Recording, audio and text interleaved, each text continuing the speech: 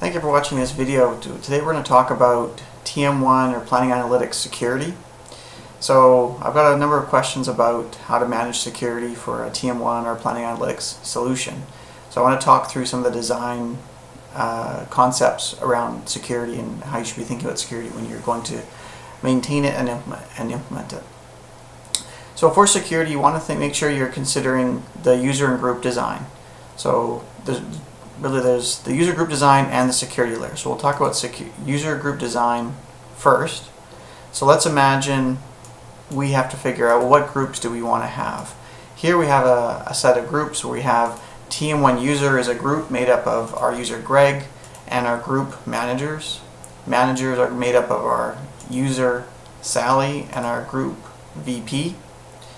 And VP is made up of our group, our user Jeff and our group administrator, and then administrator only has one user named Bob. So as you follow this membership, think about it from right to left. So Bob is an administrator. Administrators and Jeff can see what VPs can see. VPs and Sally can see what managers see. Managers and Greg can see what TM1 users see. So the first step before we can get into tailoring anything is we need to make sure we have a clear tree of our users and groups and membership. So note here we're using groups can be members of other groups. Ideally, you only really want to have a user show up once and then use group membership to cascade the other membership. So even though Bob is only a group member of the group administrator, because of this cascading relationship, Bob as an administrator can see everything that a VP, a manager, or a TM1 user can see. So down the road, if we say we want to add in another user named Megan, we can just add Megan as an administrator, and then Megan automatically gets everything, access to all the items for which her group membership gives her permission. So assume we have those groups figured out. Now we have to think about the security layers for which we have in TM1. So I'll kind of give an overview first and then we'll look at them in turn. So we have capabilities. Capabilities are really specific features that someone can access. Access to Server Explorer. So Server Explorer is the tool that lets folks see what cubes, dimensions, views, processes they have access to. Are they able to see that Server Explorer tool? You can turn that on or off. The personal workspace write-back mode. So along with sandboxing, these two are very similar tools. Sandboxing lets an individual user create a sandbox. A sandbox is available to everyone in across the system. Now a personal workspace is only it's exactly like a sandbox, but it's only visible to the individual user and it cannot be shared across other users. Managing data reservation and data reservation override. This has to do with, can this person reserve a cube and can they override someone else that is reserved if they have sufficient permission to do so. Typically I leave these ones off. These are more advanced features that I would think really shouldn't be used in most cases. Consolidation, type-in, spreading. So this is the idea that maybe you're doing a forecast and you want to put in a high-level number for revenue for a given period. Even though there's hundreds of accounts below revenue, you want to be able to type in revenue at the very top level and say, $1 million. And when you type that number in, it'll automatically spread that to all the leaves below that revenue number. Now, this feature is good in the sense that it lets folks do high-level forecasting very easily. It's challenging in the sense that it just spreads that data evenly across all the leaves.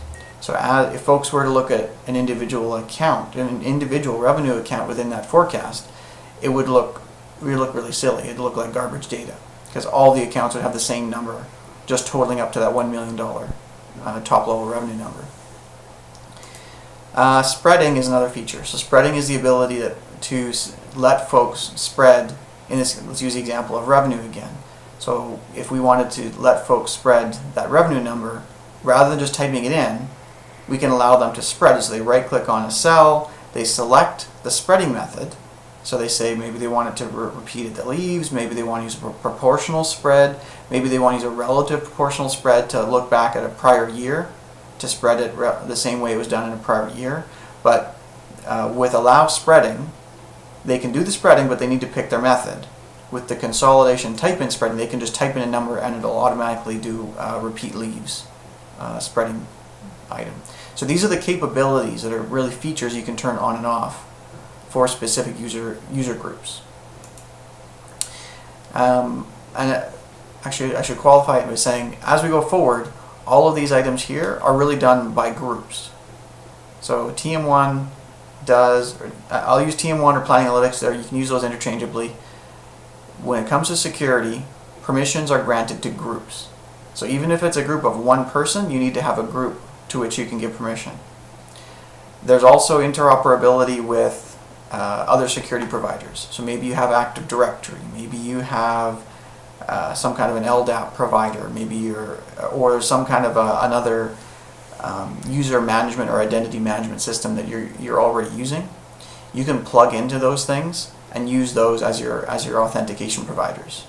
It's very common to see single sign-on where someone's going to log in with their same network credentials and they want to use those here. That's fine. We can set that piece up. But then that also gives you the ability to set up groups in that other system. So if I use Active Directory as an example, maybe we set up all of our groups and all of our membership in Active Directory, and those just flow in here. They flow here into TM1, and we set permissions in TM1 relative to each of those Active Directory groups. So that's beneficial in the sense that we just set the permissions once inside TM1, and then you manage membership outside of the system. So as users come and go from different groups, their permissions are automatically updated. And a question I commonly get is, well, when does that happen? Do I need to run a process nightly? When does that security get refreshed? Each time a user logs in, if they're connecting through an authentication provider, let's say Active Directory, when they log in, they're authenticated to that provider. It also updates their membership. So if the first time someone logs in, if they're a member of 6 groups that are already defined with security in the system, they will be marked as a member of all those 6 groups. Later on, if they're in Active Directory, if their membership is updated, they're removed from those 6 groups. The next time they log in, they will be removed from those 6 groups and they will lose that access. So we've talked about user and group design, we've talked about capabilities. Now let's get into the security layers. At a high level, there's application, cubes, dimensions, and processes. We'll look at them in a tool in a moment, but for applications, think of applications as the menu folders or items. And for a menu folder or item, you can set it to read, write, or none. So read meaning they can see this menu item. It could be a folder, or it could be a specific report or template. They can write. This is typically for a folder. So maybe they're allowed to publish new templates or reports into this folder. That's the write access. None. They don't see this thing. So whether it's a menu item or a folder, if a user group just has none, they don't see the thing. The item still exists, but they don't have the privilege to see it. Cubes. So typically, cube security is related to the data points. So this is what specific data can someone be looking at or interacting with. We can set up security cubes to provide a little bit easier management. In a typical case of a planning scenario, you're going to have scenario, year, period. Those are things you really want to control. So maybe your budget for the whole year is open, and then as the whole year you lock it down. But for actuals, they're closed the whole year, and maybe they're just opened for specific periods when you're loading data. And similarly, maybe when you're doing a forecast, only certain periods are opened for forecast in a given year, for which folks can write data to, and then once that's closed, it can be locked so that no end user can make changes past that point. you can get very specific within a cube, and this is called cell level security. This is the ability to say very specifically, this one user group can see this combination of a scenario, period, a year, or any kind of combination of dimensions within a single cube. I don't recommend using that. It does hit performance, and it's difficult to maintain. If there's a need for some kind of a control, I recommend implementing security cubes approach, where there's a tool where some administrator can go in and say, these ones are open, these ones are closed. And then behind the scenes, there's a little save process that will update security cubes as needed. Also dimensions. So think of dimensions as really the object. Can they see the dimension? And also the elements in a dimension. So maybe you've got an entity dimension with a number of different business units in it. So can they see this dimension? Typically, yes. This would be, you'd want to turn this off if maybe you've got HR data along with your finance data along with your operations data. Maybe if there's certain dimensions that only make sense to HR, well, only the HR team can see those things, and the folks in finance and operations, they cannot even see those, employee dimensions. What's a more common case is folks can see all the dimensions, but you set element security to say they can only see specific ones in a dimension. So to go back and use our entity example, so if we have an entity dimension with 6 different business units in it, we can control which group gets to see which of those entities. So if you have a VP, the VP can see everything that the manager below them can see, maybe a little bit more. And if you have a administrator, they can see everything. Then lastly is processes. So processes we can control with really read or none. And that just lets folks lets a user group run a specific process. So let's take a look at what this looks like in practice. So here we are, we're logged into Architect. We're going to use a planning sample TM1 instance. This is a sample that's available when you install TM1. If you don't have it, you can just rerun your install and you'll be able to install the samples there. If I right click on the instance, I'll see capability assignments as one of the menus here. Capability assignments lets us define, by group, all the different features. And notice you can say grant or deny or none. So you may have a number of users that are part of multiple groups, and if there's someone that's part of a specific group, you want to set deny access to that. So that will deny means that even if they have access somewhere through some other group, deny says nope, they can't do it. But grant lets them do it. None just means no, they don't have any access. They won't be able to use the feature, but they won't be prevented from they won't be able to use the feature. So that's just capability assignments. Next, we look at applications. So we right click on applications. You can create a new application. This is just really the folder structures and menu items that you see below here. And if I look at any given one, I can right click on it, and with the security menu I can select security assignments. And here where I'm looking at groups along the top, the 3 admin groups, you'll commonly see admin, data admin, security admin. These are groups that cannot be changed. These are system level groups that people can be set as, they can be members of this group, but you can't delete these groups. The user groups are these ones over on the right. They have the header user groups, and if I scroll all the way to the right, you'll see here we have budget process admin, budget reviewer, budget viewer, marketing, and sales. And when I look at the access privileges, I can choose between none, read, and admin. Reserve, lock, and write aren't available here. We're just deciding whether an individual group has no access, meaning they can't see anything. They can read this thing, meaning they can really run the report, and admin. I misspoke before. It's really admin is the last state here rather than write, and admin lets them publish to that particular folder or overwrite an existing report or template. So that's applications. If I look at cubes, if I right click on cubes and I say cube assignments, I'm going to get a listing of the cubes down my rows. I can control logging. I recommend on really large cubes you may want to turn logging off, but if you have the resources to do so, logging is a very powerful feature to leave on. And here we can control for a given cube, for a different group.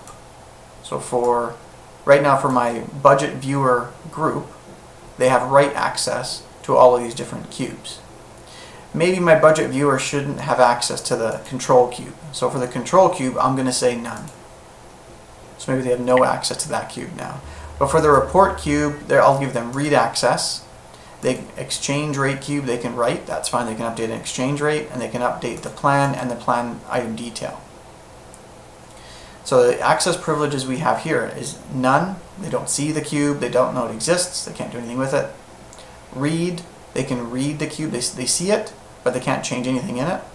Write, they can make changes to data in that cube. Now you'd think this is kind of the end, but notice there's 3 more states of higher privilege than that.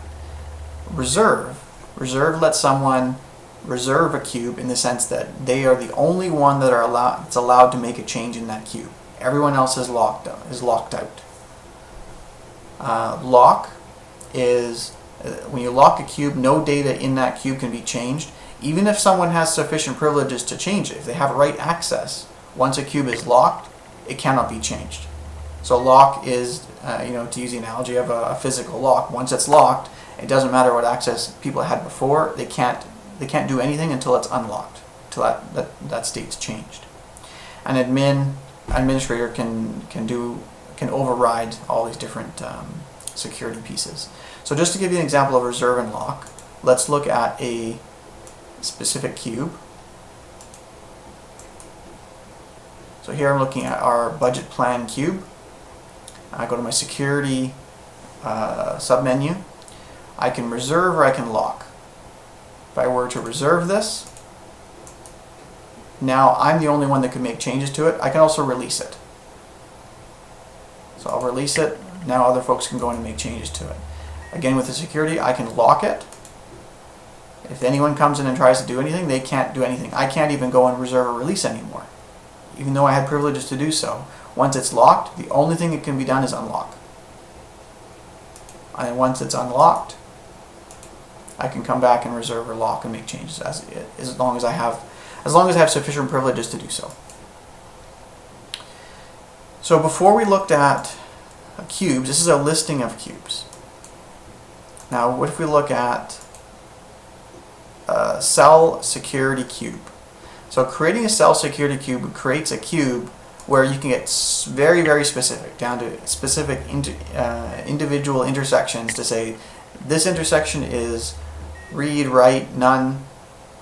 This intersection is different with read, write, or none. I don't recommend using that. Try to avoid it where you can if there's a performance hit. But no matter what your controls are required for your business process, the tool can support very, very detailed and very granular control. Now let's look at, so far cubes we're talking about data. So if I double click on a cube, this is data here. So there's plan source, and the data is all blank for right now, but you can see we're talking about a cube of data. Now to switch gears, if we look at dimensions, think of dimensions as lists and hierarchies. So here if I right click on dimensions and I look at my list of dimensions, I can control for each of my dimensions along my rows what's the access that a particular group has. So here our budget viewer has read access to all of these dimensions. And I recommend read access is the most that folks would really need. Unless folks are going to be creating a new element, they don't need any more than read access. Now, that being said, a common example is in HR planning, you'll want to create new employees. So there's typically, you enter some information about a new hire or new positions being created, and you click a button and it's going to create a new employee for the purposes of the plan. Even in that case, because there's a process that runs that creates that, the user doesn't need permission to write in the dimension, they just need permission to run that process. So from a best practices perspective, you only give people access to run the process that updates a dimension. You don't need to give them access to write to a specific dimension. Now if we expand dimensions, we can now look at individual dimensions. So here we've got our plan business unit dimension. If I right click on this and I go to, yes, elements, security, assignments. So here we're looking at a specific dimension. So it's very similar. All these security assignments views are very similar. Here we can actually select our dimension if we wanted to switch between this and another one. But we're seeing our groups down the rows. Oh no, pardon me, we're seeing our dimension element members down the row. So these are all of our business units. And actually it's quite common. You'll see there are groups set up that match the business units. That's quite common. Then you can have a group to say anyone that's in this business unit, they have access to that element. You can also have more generic names here, and you can control who has access to which items. So here, all of these folks have no access. So if there's any data anywhere saved against a business unit, anyone in this group won't be able to see it. Right in the middle here, this group 10200 has write access to element 10200. So anyone that's in that 10200 group, they can go in and they can see data that's there and they can make changes to it. But anyone in group 10200, they can't see any data for other business units, and they certainly can't change it.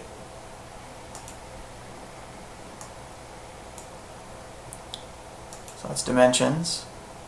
Replications are really just copies of a server.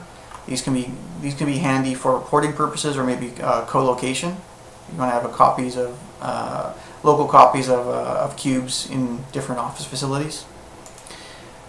Processes. So when you right click on processes and you go to security assignments, here we get a list of all the processes down our rows, and we get a listing of all our groups along the columns, and you can control who has access to read a specific process. It really should say execute. That's really what it means. So right now, anyone that's a business viewer, they wouldn't be able to run any of these processes. If I pick this one and I say read, now anyone that's a business viewer can run the plan load ASCII actual ASCII process. And this is a grid itself, so I can select a range and I can say I want the whole line to be that. So I just select a range just like I would in Excel and then set the access privileges as appropriate.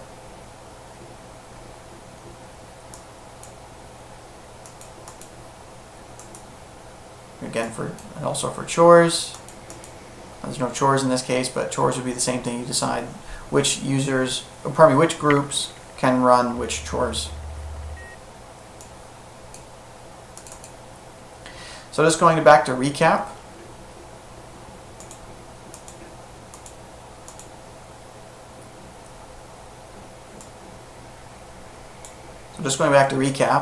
We went through security. We talked about user group design and how we want to have group membership set up so that individual users are part of groups, and then groups and users are members of larger groups, with the largest group really capturing everyone.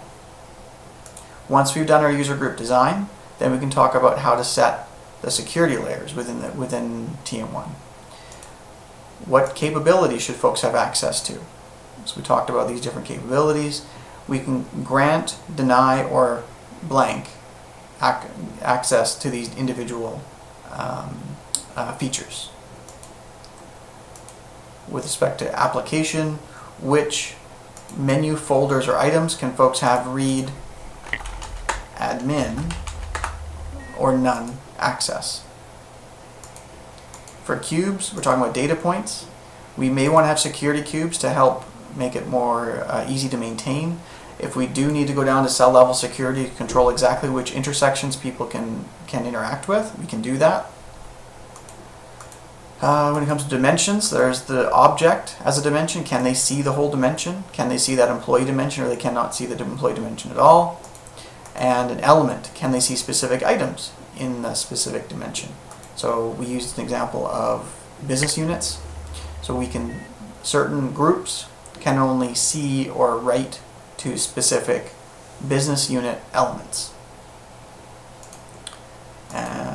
Processes, who can run a specific process. We also talked about replication and chores, but those are less important around security. Those are really just copies of things. So thank you for watching, and I hope this was helpful.